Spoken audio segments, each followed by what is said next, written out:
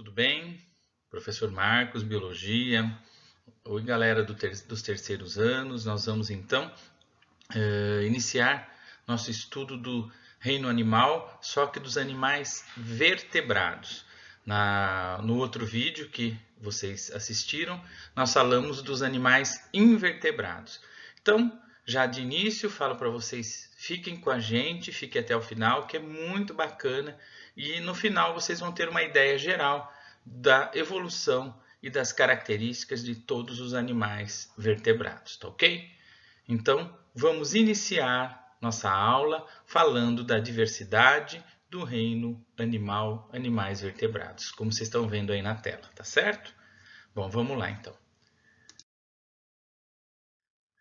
Eu vou começar com algumas perguntas problematizadoras, algumas questões que para deixar essa conversa mais interessante, né?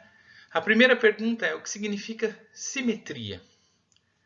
O que você entende por simetria lateral ou bilateral, simetria radial e assimetria? Bom, vamos lá. Vamos responder rapidamente. Vamos ver a terceira antes, né? Qual a importância da simetria bilateral? Lateral, bilateral quer dizer dos dois lados, né?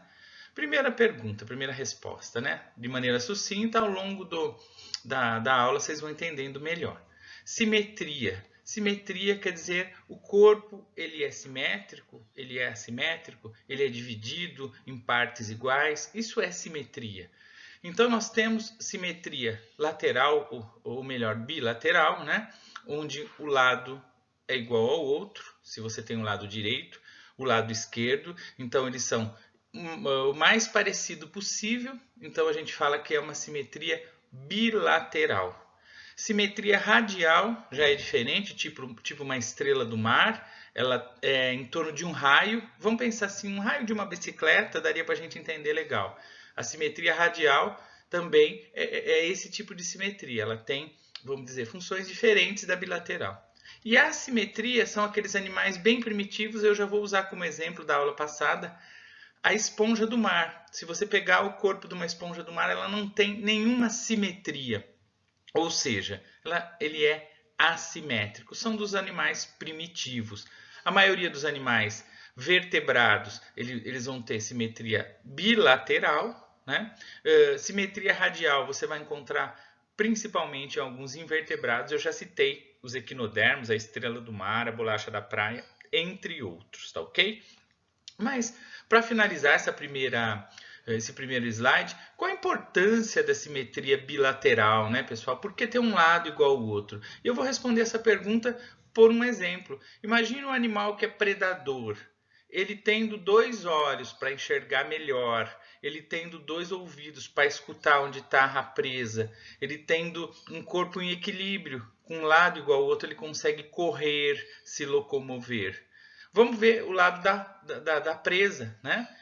Imagine um animal, né, que foge de um leão, de uma onça, de um tigre.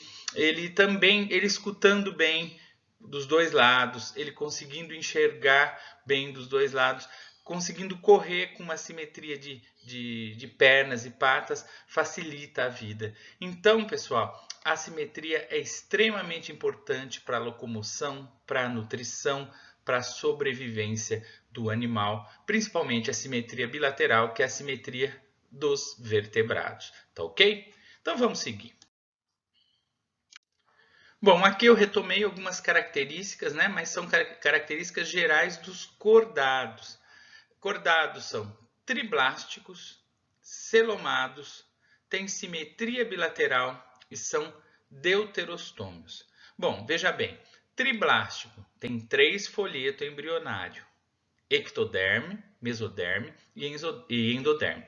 Ah, mas o que esses folhetos fazem, né, pessoal? O que vocês devem estar perguntando? Esses folhetos, eles existem no embrião e eles viram órgãos.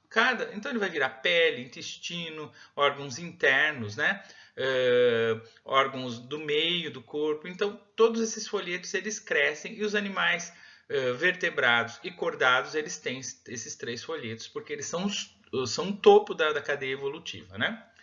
Celomados é aquela cavidade do corpo que eu mostrei na aula passada, né? É uma cavidade que depois ela protege o corpo enquanto o ser é embrião, enquanto ele está se desenvolvendo, e depois vai virar as cavidades internas do corpo que a gente tem até hoje, né?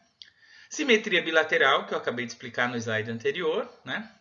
E deuterostômios. Isso daqui quer dizer que na hora da formação embrionária, todo animal cordado e, consequentemente, todo animal vertebrado, primeiro vem o ânus, depois a boca. Isso é um caráter evolutivo também. Já eu explico o que significa cordado, tá bom? É próximo de vertebrado. Só para lembrar, né? O que é um animal acelomado, ele não tem uma cavidade aqui, né, no corpo. Para vocês terem uma ideia, pseudocelomado, que tem uma cavidade em formação, e o animal celomado, que tem essa cavidade aqui. Os vertebrados e os cordados são todos celomados, tá certo? Vamos falar um pouquinho das características das apomorfias dos cordados, né? Cordado. Cordado é vertebrado, professor? Não. Cordado é mais amplo, é uma classificação mais ampla que vertebrado. Cordado tem notocorda. Notocorda é o que vira no ser humano, para vocês entenderem, a medula espinhal, tá certo? É o que vai virar a nossa coluna, né? Tubo nervoso dorsal, que vai virar o sistema nervoso, né? O tubo nervoso dorsal fica no corpo e vai virar o nosso sistema nervoso. E uma cauda muscular pós-anal, você vai falar, mas nós não temos cauda, professor. Mas é que na gente ela, vamos dizer, não desenvolve, mas numa fase embrionária ela é formada. Todos os cordados têm. E fendas branquiais. Você fala, professor, mas nós temos brânquias? Não, na verdade, numa fase embrionária a gente tem um esboço de brânquia que depois desaparece. Isso mostra uma evolução. Então, todos os cordados têm essas 4 características. Mas o que é cordado? Cordado é uma classificação mais ampla. Os vertebrados são tipos de cordados. Vocês vão entender melhor nos slides posteriores, tá certo? Então não se esqueça, notocorda, tubo nervoso dorsal, cauda muscular pós-anal e fendas branquiais pares são características dos cordados. E para vocês entenderem melhor o grupo dos cordados, né? Então nós temos aqui, dentro do filo cordado, alguns grupos que vocês vão observar agora. Ó. Filo cordado, tá? Que está em latim, cordata, né? Tem o subfilo urocordata, que é a assídia. Você tem o subfilo cefalocordato, que é o anfíoxo. E tem o subfilo craniata, ou seja, os vertebrados. Então, pessoal, cordado é um filo, vertebrado é um subfilo. Esses dois aqui a gente conhece pouco, mas eu vou mostrar para vocês quem são. São os chamados protocordados, tá certo? E aqui são os vertebrados. Então, o vertebrado é um tipo de cordado, tá certo? E aqui, só para a gente entender melhor, a gente coloca todos os vertebrados aqui, né? Que a gente vai estudar melhor, que são os peixes, que são os anfíbios, répteis, aves e mamíferos. Esse vai ser o nosso maior objeto de estudo, o subfilo vertebrado. E nós vamos dar uma olhadinha no subfilo assídia, né? Que é o urocordado, e no anfíoxo, que é o cefalocordado, que são os protocordados. Resumindo, todo cordado é formado por esses 3 e o vertebrado é um tipo de cordado, tá certo? No vertebrado existe o surgimento das vértebras, dos ossos, a gente vai ver isso melhor, tá ok? Aqui vocês estão vendo uma comparação, né, de uma assídia, de um anfíoxo e de um peixe. São muito parecidos porque os 3 têm tubo nervoso, notocorda e fendas branquiais, que são as características dos cordados, tá certo? Vamos falar um pouquinho então dos cordados primitivos. Urocordatas, assídias, né? São esses seres aqui pouco conhecidos, né? Ainda primitivos, não são vertebrados, são cordados não vertebrados, tá certo? Aqui mais alguns exemplares das assídias, né? Outros aqui também. Só para vocês conhecerem. Outro tipo de cordado é o cefalocordado, que é o anfíoxo, que vocês estão vendo na tela aí, ó, esse daqui também. Eles não são vertebrados, são cordados não vertebrados. E aqui nós estamos mostrando nessa imagem, ó, que os cordados vertebrados, peixe, réptil, ave e nós, mamíferos, homem, né? Nós temos uma fase embrionária, fossas branquiais ou fendas branquiais, cauda, olha que interessante, depois ele não evolui, né? Então, isso mostra um parentesco evolutivo entre os seres. Que bacana, né? A gente sabe disso, né? E agora a gente vai entrar nos vertebrados, né? Nós vamos estudar os vertebrados. Pessoal, é muito bacana entender os vertebrados, então fique aí com a gente vendo, né? Comparando, é pela comparação, eu resolvi fazer bem detalhado para vocês entenderem de uma forma bacana aí, tá certo? Então vamos lá, vamos começar, nós vamos passar por todos aqui. Peixes, anfíbios, répteis, aves e mamíferos, e vamos conhecer um pouquinho de cada um nessa aula, tá certo? Bom, aqui tem uma árvore filogenética, né? Que bacana, ó, que legal a gente entender, né? Dos vertebrados, né? Subfilo vertebrata. Então vocês veem aqui um peixe sem mandíbula, que a gente chama de agnata. Aqui surgiu depois os peixes cartilaginosos, tipo o tubarão, né? Os peixes ósseos, que a gente conhece vários aí, né? Os anfíbios, os répteis, as aves e os mamíferos. Então vocês vão aprender hoje a não confundir um com o outro, características básicas e características mais elaboradas que são muito importantes, tá bom? Aqui nós vamos começar com os peixes agnatas, que são as lampreias e peixes feiticeiras ou peixes bruxas, né? Olha, são os peixes que não têm mandíbula, pessoal. É muito primitivo ainda, porque a mandíbula, para quem não se lembra, ela nos deixa fazer um movimento de mordida. Então o animal vai comer com a mandíbula. Um animal que não tem mandíbula, ele tem que sugar o alimento. Então ele é um ectoparasita. Quer dizer, um parasita externo, ele vai ter que grudar no corpo de outros animais ou comer restos, necrófagos, né? Comem restos, né? De animais marinhos também, tá bom? Ele não vai conseguir caçar para comer, né? Então, aqui um exemplo, né, de peixes agnatas. Vou mostrar alguns aqui, né? Por essa estrutura aqui, ele vai fixar num peixe, por exemplo, e pegar o alimento. Olha aqui, ó, tá mostrando mais de perto, né? Olha uma foto, olha que feinho, né? Outro aqui, né? Aqui você está vendo ele bem de pertinho, né? Então é um aparelho que vai tirar do outro, mas sem o movimento de mordida, né? Então observe agora um peixe e esses peixes agnatas aqui grudados no corpo. Aqui também, ó, na mão de um estudioso aqui, ó, o peixe e os outros fazendo. Eles são parasitas externos, a gente fala ectoparasitas, tá certo? Olha aqui, olha que tamanho, né? E esse peixe aqui tá até, vamos dizer, caído aqui, porque o agnata aqui é bem grandão, né, pessoal? Aqui vocês também estão observando, ó, vários em um peixe aqui também, tá certo? Bom, vamos para o segundo grupo agora, né? Saímos dos agnatas e vamos para características gerais dos peixes. Então, nós estamos lá na árvore que a gente viu, né? De baixo os agnatas e agora os peixes. Peixes gnatostomatas, quer dizer, tem mandíbula, né? Ele pode comer, morder, tem um movimento de mordida, né, pessoal? E tem algumas características aqui, pecilotérmicos ou heterotérmicos, corpo fusiforme, afunilado, né, com escamas, e com nadadeira par e ímpar. Quando falar nadadeira par, quer dizer que tem duas. Quando falar nadadeira ímpar, quer dizer que tem uma. Pecilotérmicos, eu vou explicar rapidinho, é um conceito fácil. Os peixes, os anfíbios e os répteis são pecilotérmicos ou heterotérmicos.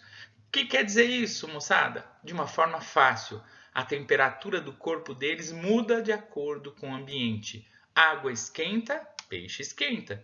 Água esfria, peixe esfria. Não é igual a gente, né, pessoal? A gente, ser humano, a nossa temperatura tem que ser 36,4, 36,5 e sempre. Nós não somos pecilotérmicos ou heterotérmicos. Nós somos homeotérmicos, né? Então é diferente. Então os peixes ele têm essa característica de temperatura.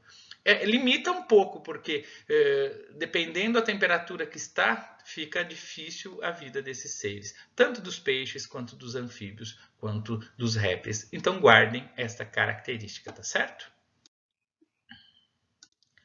Bem, pessoal, aqui são os dois tipos de peixes, né? Vocês estão vendo aqui em cima os peixes condrícteis, chamados de peixes cartilaginosos, não são ósseos, né? O exemplo maior é o tubarão, então vocês estão vendo a imagem, nós vamos falar um pouquinho mais dele. E o segundo são os ostéites, que são os peixes ósseos, que têm grande maioria em quantidade, né? Então são os peixes, maioria de água doce, né? Mas também de água salgada, e um grande número de peixes são peixes ósseos. Então, em quantidade, tem muito mais peixe ósseo do que peixe cartilaginoso.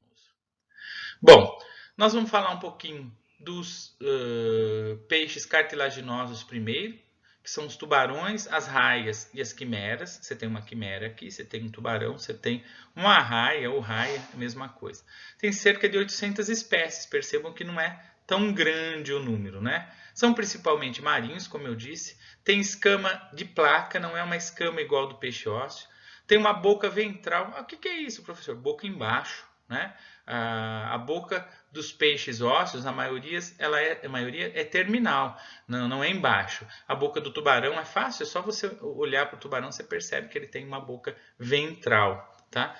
E 5 fendas faríngeas. As fendas, né, são por onde eles respiram e fica por fora do corpo. E são abertas essas fendas, vocês vão ver nos próximos slides, tá certo? São heterotérmicos ou pecilotérmicos, como eu já disse, né, a temperatura do ambiente que faz com que o animal também varie a temperatura, tá certo?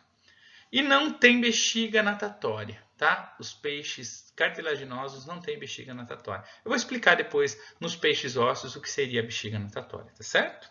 Beleza, vamos então mudar, moçada? Vocês estão vendo aqui um tubarão para a gente explicar melhor. Olha, as fendas, né? Branquiais. Então o tubarão tem a água rica em oxigênio entra aqui pela boca, passa nessas fendas branquiais, é da onde ele retira o oxigênio para viver. Devido às brânquias que os animais, a maioria dos animais marinhos conseguem sobreviver, tá certo? Então as brânquias tiram o oxigênio da água. Você está vendo aqui o tubarão um pouquinho mais, né? Vocês estão vendo uns pontinhos aqui chamado ampolas de Lorenzini. Essas ampolas fazem com que o tubarão perceba muito no mar, né? É como se fosse uma percepção maior do tubarão, então por isso que ele percebe presas facilmente, tá certo? Bacana saber disso também, né? Clasper é o órgão sexual do tubarão, são 2 alongados com formato de nadadeira, tá aqui, né? Que funciona como na cópula, né? Como se fosse similar a um pênis aí, vamos dizer, tá bom? Então você tem aqui o desenho do tubarão, dos claspers, né? Mostrando aqui no animal e mostrando de perto, tá certo? Para vocês terem uma ideia só, tá bom? Agora vamos para os peixes ósseos. Enquanto os cartilaginosos têm cerca de 800 espécies, olha quanto tem dos ósseos, 21 mil espécies. Vocês estão vendo o cavalo marinho, é um peixe ósseo, né? Aqui vocês estão vendo outros tipos de peixe, tem uma grande gama de espécies, né?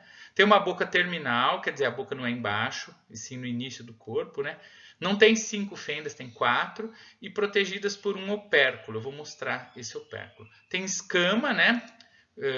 Tem linha lateral e tem bexiga natatória. Eu vou já estar mostrando nas próximas imagens para você e vou explicar, tá bom? Olha aqui que legal, a linha lateral nos peixes ósseos, né? Ele percebe vibrações, pessoal, e pressões do meio. Então, você não pode, pessoas que vão numa pescaria, tal, faz barulho e tal, existe uma percepção pela linha lateral dos peixes ósseos aí, tá? Bacana, né? Essa informação também interessante, né? Você está vendo aqui as brânquias, né? Ele vai absorver a água, né, pela boca, passa pela brânquia. A brânquia do peixe ósseo ela é coberta, é diferente do peixe cartilaginoso. E vai absorver o oxigênio, né? Olha aqui, o opérculo é essa estrutura. No tubarão não tem essa estrutura aqui, né? Nos cartilaginosos. Aqui nesses peixes ósseos tem. Ele cobre as brânquias, certo? Então, quando você vai comprar um peixe para consumo, é legal você olhar. Se tiver bem vermelhinho aqui, mostra que ele tá, vamos dizer, bom para o consumo, né?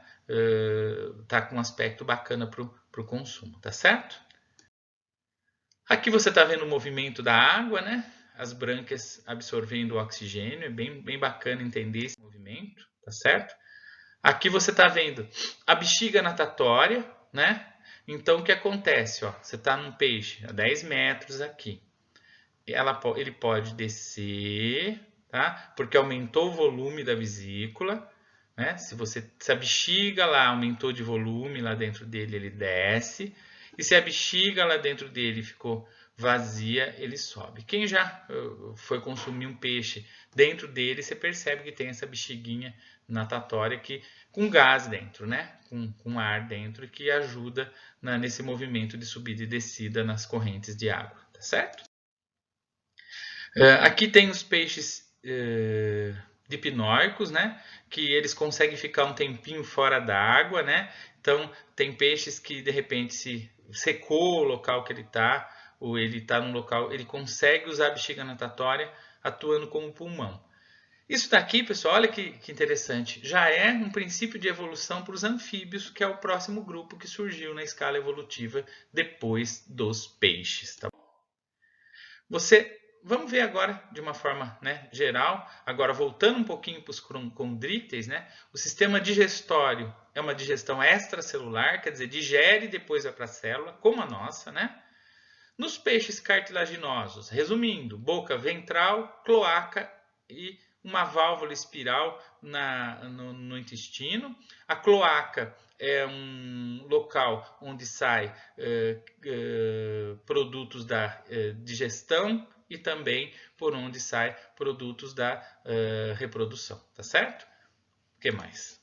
Ósseos tem boca anterior e tem ânus, já não tem cloaca, é separado, tá certo? Então são características próprias de cada um. Não vou entrar tanto em detalhes porque não é o nosso propósito detalhar tanto, tá certo? Sistema circulatório, circulação fechada, quer dizer, dentro de vasos sanguíneos.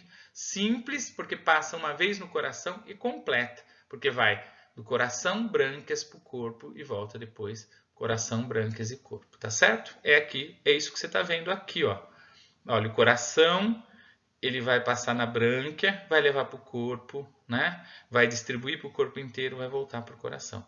É uma circulação simples, porque ela passa uma vez no coração, passa na brânquia e vai para o corpo. A nossa é um pouco mais complexa que isso, tá certo? Beleza? Sistema respiratório é por brânquias, como eu falei. Nos cartilaginosos tem 5 fendas branquiais, nos ósseos tem 4 fendas, mas todos têm brânquias. E nos ossos as brânquias são protegidas, tá certo? Sistema excretor, né? Como se fosse o xixi. Os cartilaginosos é por ureia e os ósseos é amônia. Só para vocês terem uma ideia, o xixi nosso tem ureia. O xixi de amônia é muito concentrado, a excreção. Então, só pode ser de peixe mesmo, porque se fosse para a gente seria muito tóxico, tá certo? Revestimento, escama placoide e outros tipos de escama, cicloide, quitenoide, ganoide. Não vamos entrar nesses detalhes. Sistema nervoso com encéfalo, que é cérebro, cerebelo, bulbo, medula e 10 pares de nervos cranianos, tá? Nós temos um pouquinho mais, tá bom? Reprodução, você está vendo aí os cartilaginosos, é uma fecundação interna. Interna quer dizer dentro da fêmea. Desenvolvimento direto, vamos aprender então. Desenvolvimento direto, tá? Quer dizer, não tem larva, tá certo? Isso nos cartilaginosos, beleza? Já os ósseos é uma fecundação externa, quer dizer, o espermatozoide, o óvulo é jogado na água e depois junta-se. E o desenvolvimento é indireto, quer dizer, os peixes ósseos, a maioria deles, tem larva, chamado de alevino. E aqui que a gente fala, mas o que é isso então? Piracema. Você já deve ter ouvido falar, né? Ah, piracema está acontecendo, ninguém pode ir para a pescaria. Os peixes ósseos, eles sobem contra a correnteza, isso é instintivo, né? É biológico neles, né? porque isso estimula a produção de espermatozoides e óvulos e ocorre a fecundação. Lembrando que é externa, o espermatozoide é lançado, o óvulo também, e ocorre a junção deles externamente ao corpo da fêmea, não dentro do corpo, tá certo? Desenvolvimento indireto, forma uma larvinha, larvinha de peixe se chama alevino. Não é girino, girino é larvinha de sapo, tá bom? Beleza? Vamos seguir então? Aqui alguns exemplares de peixes, né? Mostrando só para ilustrar um pouquinho, peixes enormes, né? Para vocês darem uma olhadinha, tá bom? E aí teve eu coloquei aqui a evolução, né? Nós estamos nos peixes e agora a gente vai caminhar para os anfíbios, né? Daí depois tem répteis que estão aqui, que são bem próximos das aves, e depois os mamíferos que estão aqui. Então nós vamos sair aqui dos peixes e vamos para os anfíbios. Estamos aí caminhando na evolução na nossa árvore filogenética, tá ok? Vamos seguir. Bem, pessoal, agora nós vamos para os anfíbios. Né? Os anfíbios, eles adaptaram-se à vida na Terra e nós vamos entender um pouquinho nisso. Ah, professor, mas quem são os anfíbios? Então, anfíbios são aqueles seres sapos, rãs, pererecas, salamandras, e a gente vai entender um pouquinho e conhecer um pouquinho mais, tá bom? Vocês estão vendo aí, né? Eles têm nadadeiras articuladas que deram origem às pernas locomotoras. Então, eles saem da água, ainda vivem em ambiente úmido, né? Pois perdem água rapidamente quando ficar em lugar seco. Então, eles precisam de umidade. E seus ovos também precisam de água. Pessoal, se a gente for comparar, e é muito legal a gente comparar com as plantas, né? Os peixes, os anfíbios, mais ou menos a gente pode fazer um paralelo com as briófitas, musgos, as pteridófitas, samambaias, que são extremamente dependentes da água. A gente fala que eles acontecem meio que paralelamente, né? E seus ovos não resistem à dessecação, como eu falei. E vai ter a fecundação interna dentro da fêmea em vários grupos aí, certo? Então, subfilo vertebrata, classe anfíbia, está escrito em latim aqui. O que significa anfíbio? Dois lados de vida. O que é dois lados? Quer dizer, tem uma vida, uma parte na água, que são as larvas, os girinos, e uma parte da vida fora da água, mesmo que seja úmido, que são os adultos. Então, ciclo de vida complexo, com fase larval, que nem eu falei, aquático, e adulto terrestre. Pele nua, então ele também respira pela pele, além dos pulmões. Então, não pode colocar, tem gente que tem o mau hábito, né? Então, gente, vamos pensar nisso. Jogar sal, jogar qualquer coisa na pele de um peixe, de uma rã, aquilo dói no animal, porque ele usa a pele para respirar. Então, é como se fosse algo aberto, uma ferida aberta para a gente. Não dá para jogar as coisas, porque isso vai... Então, não é legal fazer isso, hein, pessoal? Fiquem ligados, tá bom? Já sabem o porquê. Respiração pela brânquia, quando é larva, lógico, né? O sapo adulto não tem brânquia, é só a larva, o girino.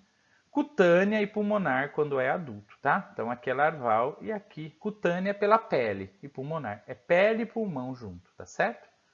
Pobre em queratina, quer dizer, queratina é o que deixa durinha a pele. E tem glândulas de veneno que eu já vou explicar para vocês como que é o veneno do sapo, que é bem interessante, hein? Vamos ver isso daí. Aqui você está vendo a metamorfose, né? A fecundação é externa, quer dizer, não é dentro da fêmea, é fora. O desenvolvimento é indireto. O que é indireto? Você tem a larva, então você percebe que os ovos, né?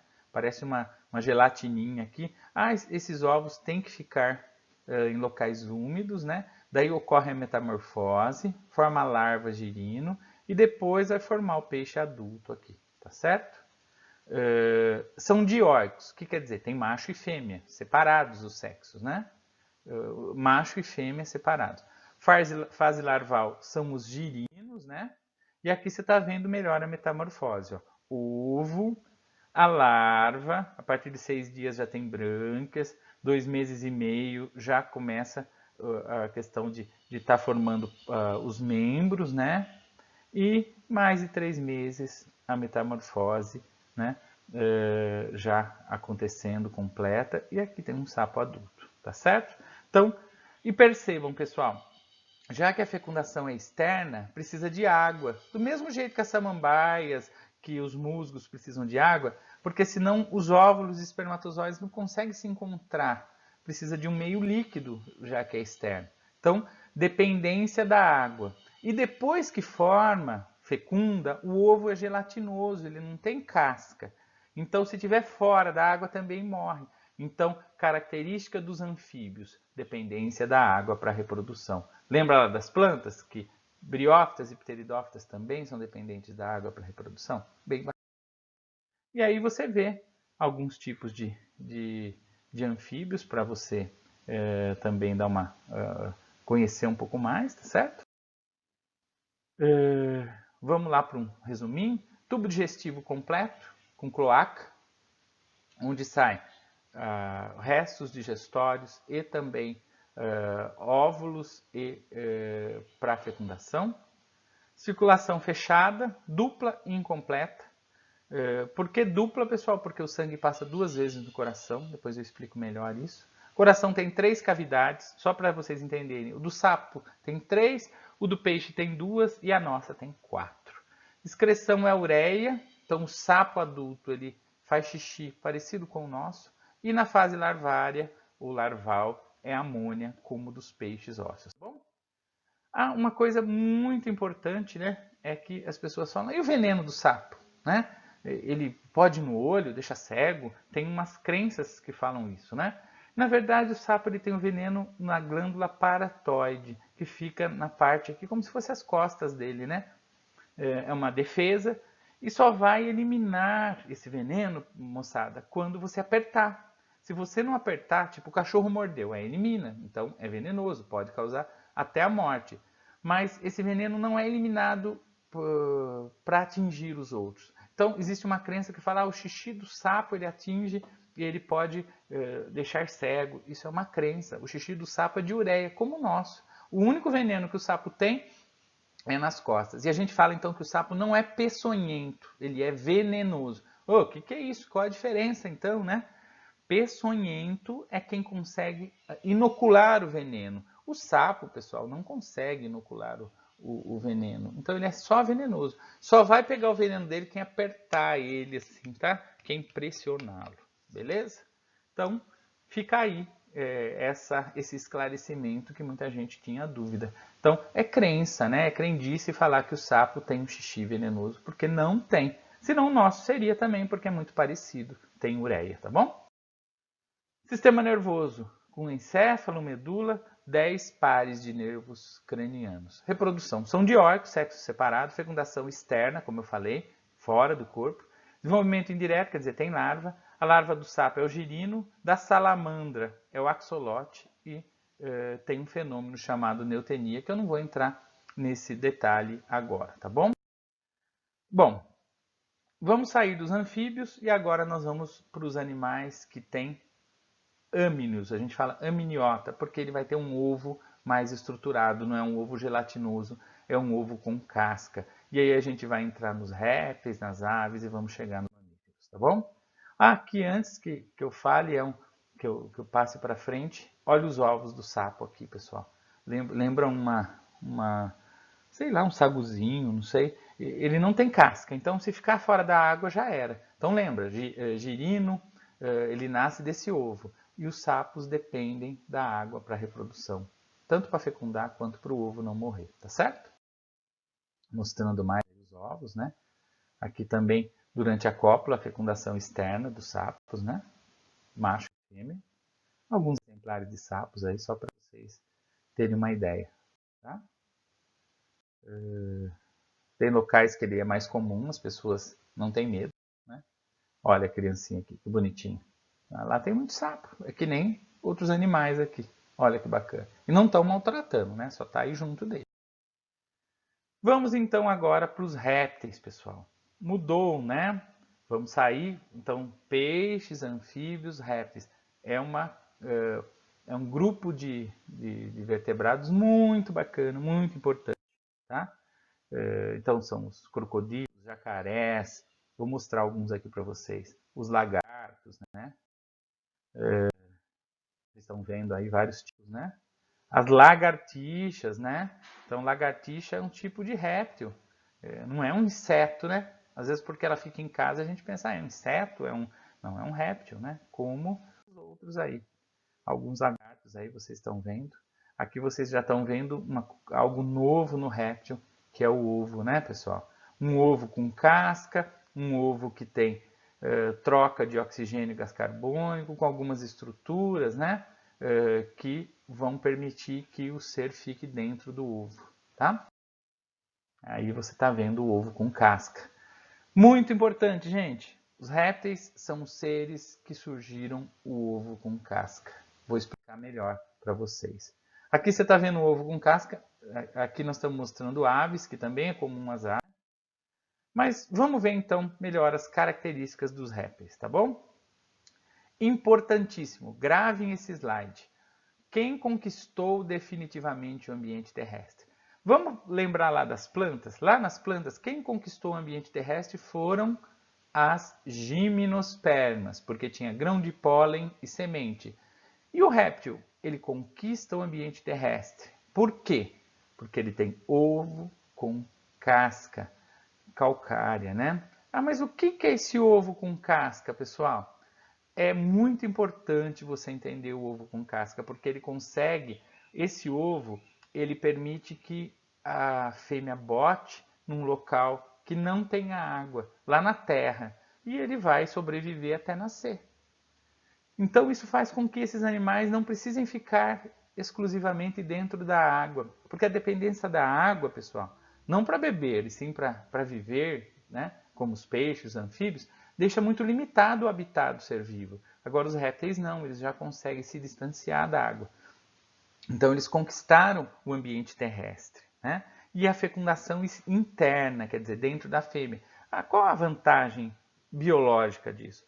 Quando, por meio de espermatozoide e óvulo, ocorre a fecundação interna, não se perde o espermatozoide como na externa, nem o óvulo, né? Então, você tem, vamos dizer, o objetivo atingido muito mais facilmente. Além da pele seca, com queratina, né, que deixa durinha, impermeável, quer dizer, ele não perde tanta água, então ele consegue se distanciar mais. Então, ó, grave aí, conquista do ambiente terrestre foram répteis. Tem até aquela brincadeira que muitos já devem ter falado, quem surgiu primeiro, quem nasceu primeiro, foi o ovo ou a galinha? E se a gente for estudar biologia, a resposta é o ovo. Mas como assim, professor? Porque o ovo, não de galinha, o ovo com casca, parecido com o de galinha, surgiu nos répteis, que são anteriores às aves, às galinhas. Então, uma pergunta legal para vocês guardarem aí, né? O ovo surgiu primeiro nos répteis, o ovo com casca. Falou? Tá certo? E o ácido úrico é excretado. O ácido úrico sai na excreta, sai no xixi, que é meio misturado aí com as fezes, tá certo? A respiração, aqui você está vendo uma cobra, é pulmonar, exclusivamente pulmonar. Então, os répteis têm pulmões, tá? A circulação, ela vai do coração para o pulmão, e daí vai para o corpo e volta para o coração, tá certo? Aqui nós temos 4 circulações. Eu vou comparar bem rapidinho dos peixes, dos anfíbios, dos répteis, aves e mamíferos. Ave e mamífero é muito parecido. Peixe, o sangue passa uma vez no coração, vai nas brânquias e distribui para o corpo. Então o sangue é o transporte. Nos anfíbios, passa no coração, vai para a pele e pulmão e vai para o corpo. O coração tem 3 partinhas aqui. Nos répteis, parecido com os anfíbios, só que o sangue mistura, ó, porque a parte de baixo do coração não é tão separada. Aqui é mais separado, mas ainda mistura. Agora chegou nas aves, nos mamíferos, o sangue vai do coração para os pulmões, volta para o coração, vai para o corpo e volta para o coração. Então é uma circulação mais completa e o sangue não mistura. O sangue do lado direito e esquerdo do coração, do lado direito é sangue venoso, do lado esquerdo é sangue arterial, rico em oxigênio, não mistura. As aves também é assim. A diferença é que a aorta da ave, que é uma artéria, a aorta é uma artéria aqui, da ave vai para o lado direito, do mamífero vai para o lado esquerdo. É uma diferença pequena, além do tamanho. Então nós temos uma circulação completa, tá certo? E coração com 4 câmaras, tá bom? Olha, você tem aqui a fosseta loreal, que detecta o infravermelho, fica entre os olhos e as narinas da cobra, né, por exemplo. Então ela percebe à noite as presas. Tipo, tem um rato lá. Ela não está enxergando, mas ela está percebendo, porque tem uma detecção infravermelho. No escuro ela percebe a presa, tá certo? Ó, outra fosseta loreal, só para vocês perceberem aqui, tá? A cobra, ela percebe também o ambiente, ela tem uma língua que é subdividida aqui, né? Aqui está mostrando algumas cobras. Reprodução sexuada com fecundação interna. Pode ser ovípara, quer dizer, tem cobra, tem réptil, tem tartaruga, jabuti que bota ovo, que nem vocês estão vendo aqui. E pode ser vivípara. Por exemplo, tem cobra que... O que é vivípara? Não bota ovo, tá? Ela vai nascer já como é, né? Como a gente, né, também nasce sem... Não vem de um ovo com casca, né? Vivíparo quer dizer isso. Então você tem algumas serpentes que são assim, tá certo? Aqui você está vendo alguns ovos de répteis, né? Aqui você está vendo também um réptil saindo do ovo, bem bacana. Aqui também, ó, uma cobra, né, que veio do ovo, né, ovíparo, né, quem nasce do ovo é o ovíparo. Você está vendo aí do ovo, né? Aqui você está vendo um pênis da cobra, né, é chamado M-pênis, bipartido aqui, né? Aqui você está vendo um monte de cobras aí, né, ato de reprodução. Você está vendo algumas cobras que... essas cobras aqui, tipo jiboia, sucuri, não são venenosas, não são peçonhentas, né? Elas matam a presa estrangulando e depois engolindo, mas elas não têm glândula de veneno. Essas são as corais, tem a verdadeira e a falsa. A verdadeira é extremamente peçonhenta, muito forte veneno. Olha que interessante, né, pessoal? Determinação do sexo pela temperatura. Você já viu falar isso? Será que a temperatura do ambiente determina o sexo do ser? Nos répteis nós temos isso. Nos mamíferos não, né? Mas nos répteis nós temos isso. Então vamos olhar um pouquinho mais isso. Nos crocodilos, algumas tartarugas, lagartos, o sexo do filhote é determinado pela temperatura do ambiente onde está o ovo, né? Então aqui vocês estão vendo, né? De tartaruga e de lagarto. Ó, de tartaruga, né, na legenda é esse daqui, ó. 24 graus e a proporção de fêmeas. De 24 a 28 tem poucas fêmeas de tartaruga. Acima de 28 graus, nasce muitas fêmeas. Então, se estiver abaixo de 28, vai nascer macho, né? De tartaruga isso. Ah, mas do que eu estou falando? Dos ovos. Lá na terra, onde o ovo está lá, porque o réptil ele vigia, mas ele não choca ovos, né? Então, depende da temperatura que está no ambiente. Se tiver abaixo de 28, vai nascer tartaruga macho. Se tiver acima, vai nascer fêmea. Aqui são lagartos, ó. Abaixo de 24 a 28, né? Proporção de fêmeas, né? Já é diferente, né? Temperatura abaixo vai nascer fêmea de lagarto. Aí se aumentar a temperatura vai nascer, as fêmeas diminuem, vai nascer o quê? Macho. Olha que interessante, pessoal. A temperatura do ambiente determina se nasce macho ou fêmea, tá? Depois que o ovo foi botado. É isso que eu estou dizendo, tá? Aqui você tem também outro exemplo, né? De porcentagem de fêmeas, né? Quelônios são tartarugas, né? Então, temperatura mais baixa. Aqui você tem 3 quelônios e proporção de fêmeas. Na mais baixa, nos 3 não nasce muitas fêmeas. Daí, a partir de 27,5, um pouco, a primeira já começa a aumentar nascimento de fêmeas. Depois, a partir de 28, a segunda. E a terceira, a partir de 30. Agora, se estiver abaixo disso, vai nascer o quê? Machos, tá certo? Ó que bacana. Espero que tenham entendido. É bem legal essa. E aqui outra também, proporção de fêmeas, né, de machos. Olha, temperatura abaixo de 22, nasce bastante fêmea. De 22 a 26, olha a interpretação do gráfico aqui, hein, pessoal. De 22 a 26, você tem o quê? Poucas fêmeas, então muitos machos vão nascer. E de 26 em diante, quer dizer, temperaturas mais extremas fêmeas. Temperaturas entre 22 e 26, vai nascer mais machos. Aqui você tem as trocas, né? A cobra ela vai estar trocando a pele, e é dessa forma que acontece. Ela se desfaz da velha casca. Né?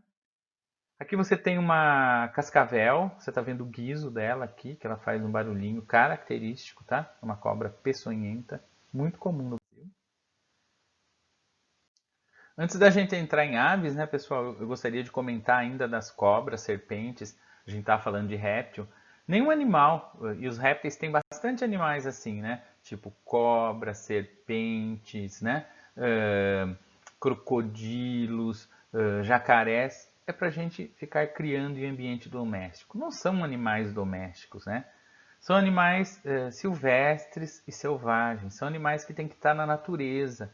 Então, na minha concepção, né, não devemos ter animais que não são, vamos dizer, domésticos dentro da nossa casa. Porque é ruim para a gente, pode causar um acidente. A gente vê recorrentemente. Muitas vezes fica difícil de cuidar disso, né? Até pode levar a óbito. Então, e a falta de respeito também com esses seres. Então a gente tem que pensar um pouquinho melhor nisso, tá certo, pessoal? Vamos falar agora nas aves, né?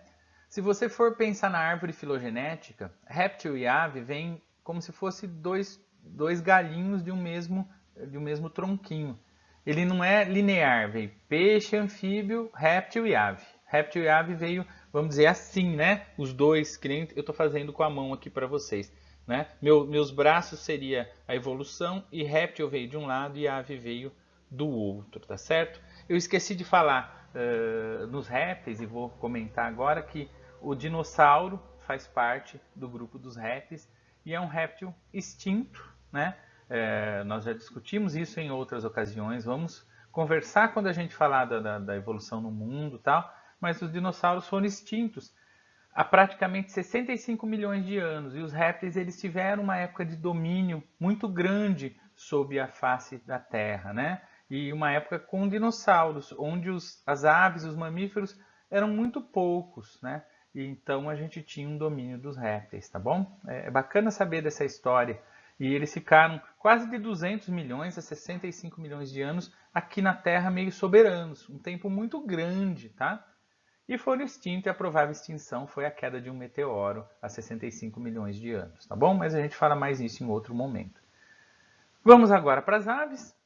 Aves são vertebrados homeotérmicos. Pessoal, surgiram os homeotérmicos. O que é homeotérmico? Mantém a temperatura do corpo, certo? Mantém a temperatura do corpo e para isso precisa de gordura, precisa de penas. As penas é para não perder calor, né? E também ela ajuda no voo, tal, mas uma das funções é no calor, porque eles são homeotérmicos. Animais homeotérmicos, por concepção, eles aguentam mais a variação de temperatura, porque quem mantém o corpo deles, da gente, né, no caso nós humanos também somos homeotérmicos, é o próprio corpo.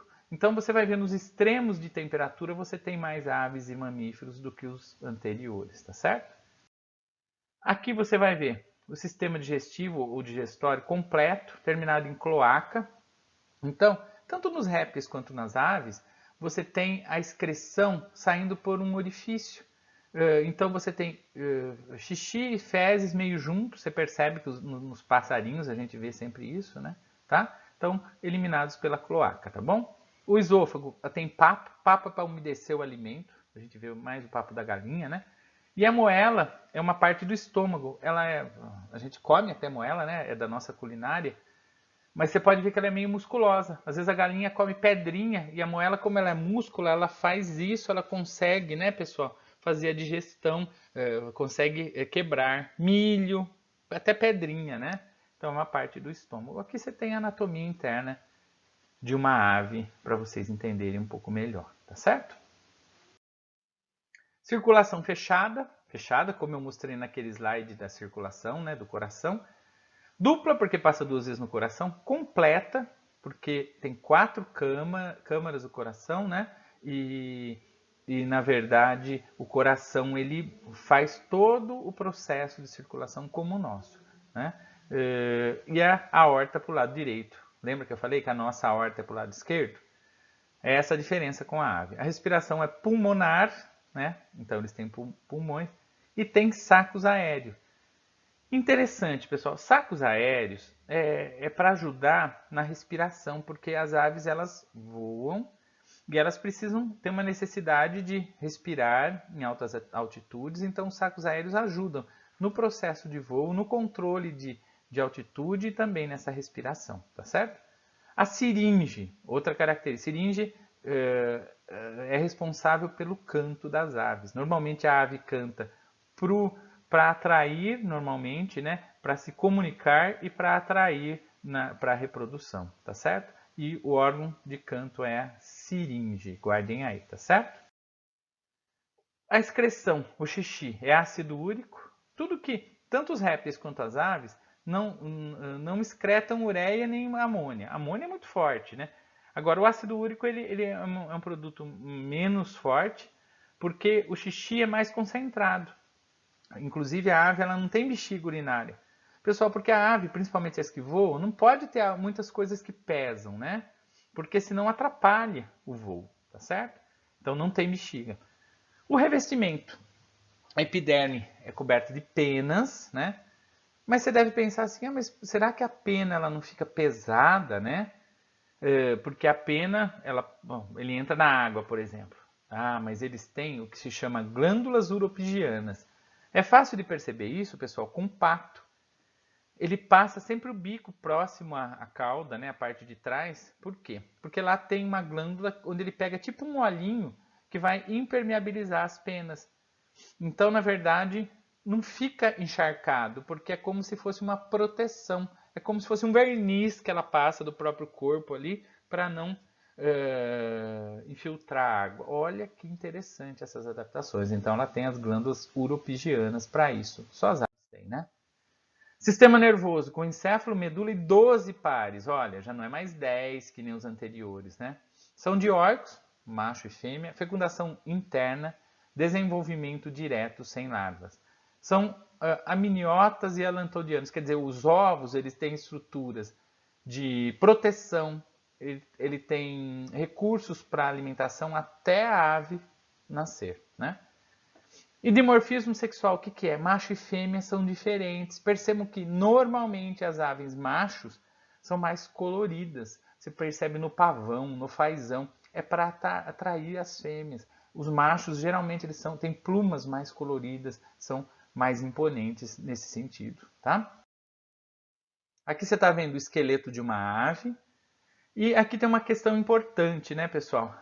O osso da ave, ele é um osso que ele é oco, né? Por quê? Esse osso oco facilita para ela voar, senão fica muito pesado. Então, por isso que você não pode dar, por exemplo, um osso de frango para o cachorro comer. Pode dar o de boi e de vaca. Mas o de frango, ele come, como ele é oco, ele lasca. E aí vira uma arma, né? E lá pode perfurar o intestino e matar até o animal, tá bom? Então, mais uma explicação para vocês entenderem aí, tá? Resumindo, pessoal, adaptações para voar. Sacos aéreos, como eu falei, para ajudar no voo, reserva de ar, controle de altura. Ossos pneumáticos, o que é isso mesmo? Osso oco. Osso pneumático é osso oco, tá? Ah, mas para quê? Para ficar mais leve. Penas, que ajuda na aerodinâmica, né? Quilha ou carena. Quilha ou carena é o osso, como se fosse a quina, gente. Ó, estão me vendo aqui? Ó, olha aqui no cantinho.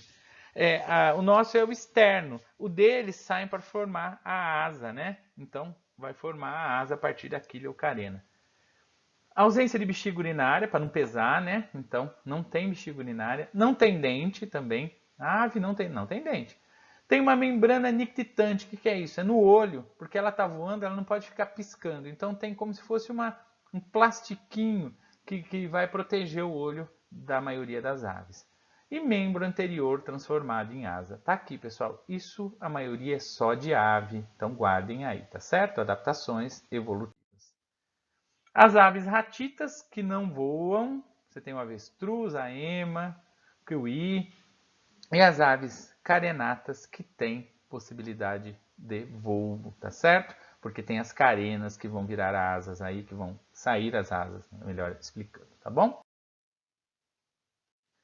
Bem, pessoal, chegamos ao último grupo, né, de vertebrados, que são os mamíferos, né?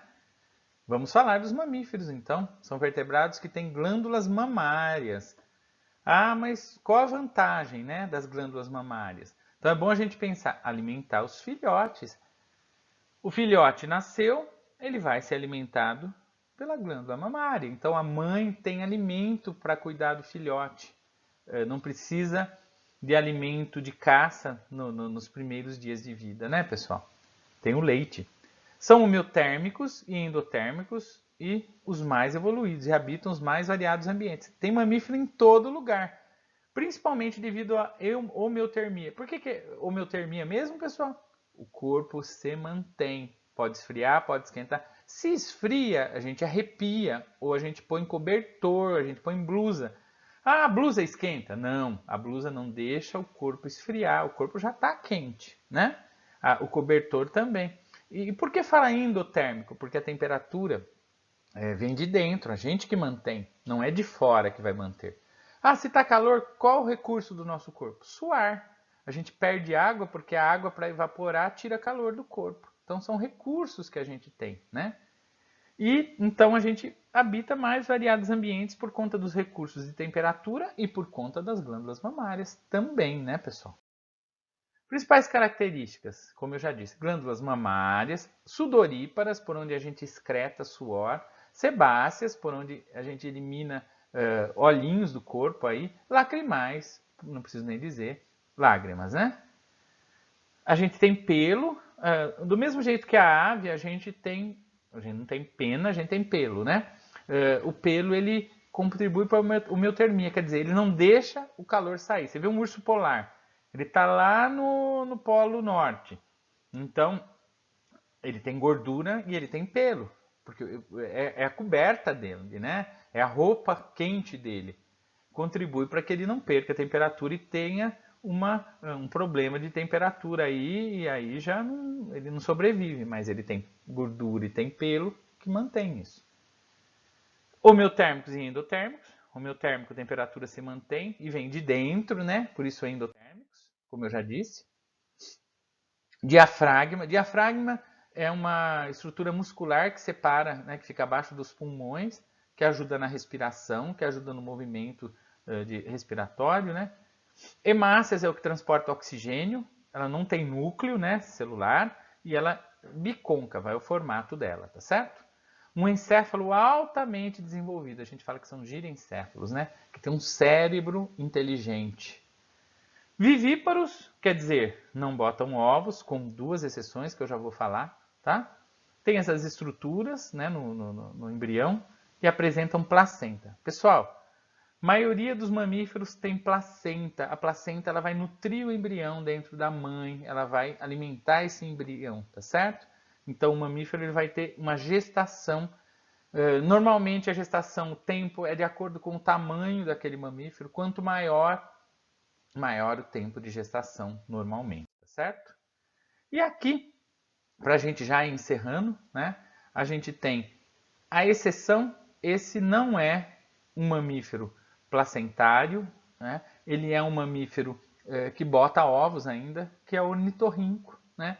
Então ele parece um patinho aqui de bico de pato.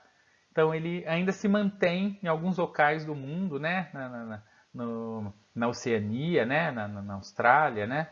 Ele ainda se mantém e botando ovos, é exceção, né? Nós temos aí mais uma foto do ornitorrinco. Nós temos, uns falam ecdina, outros falam equidina, também outro mamífero que bota ovo, tá certo? Outra foto dele aí, mais outra foto, tá? E antes da gente falar, eu não coloquei imagens, mas nós temos os mamíferos chamados marsupiais. Marsupiais que são os cangurus. Eles não são placentários como humanos, né? Eles têm uma bolsa, então o filhote nasce como se fosse bem logo e se mantém dentro dessa bolsa e vai se nutrindo ali e fica dentro da bolsa. Então nós temos os gambás, os cangurus, entre outros aí que são marsupiais. Então quanto à reprodução nós temos três: os placentários, que é a maioria, marsupiais e os ovíparos aí, né? Que são o ornitorrinco que eu falei e o equidina também que eu falei para vocês. Enfim, mamíferos, está no topo da cadeia evolutiva, estamos no meio deles, os humanos, fecundação interna, desenvolvimento direto, não tem larva, né, pessoal? E, vamos dizer, são os seres que surgiram mais recentemente. Depois da extinção dos dinossauros, nós tivemos um período relativamente curto que as aves dominaram e no final os mamíferos foram os que começaram a dominar o ambiente terrestre e principalmente os seres humanos como nós aí, né? E a gente chega e vamos encerrar então essa aula só vendo aqui, né? Ainda nós temos mais uma foto, mais uma, né? E por último, um quadro comparativo, depois vocês podem anotar olhando aqui, falando dos peixes, dos anfíbios, dos répteis, das aves e dos mamíferos. A nossa excreção, eu não falei, é a ureia, ó, muito parecida com a dos anfíbios, né? Então, o nosso xixi tem ureia. A nossa respiração é pulmonar. O coração tem 4 cavidades, né? Como eu disse. Então, a gente tem um quadro comparativo que eu não vou esmiuçar agora aqui, mas que fica aí para vocês. Bem, pessoal, nosso tempo acabou. Espero que vocês tenham entendido. E com isso a gente encerra o estudo comparativo da filogenia e características dos animais vertebrados. Espero que tenham entendido. Se tiver alguma dúvida, é só entrar em contato com a gente pelos canais que a gente tem, tá certo? Grande abraço, bons estudos e até mais. Tchau, tchau.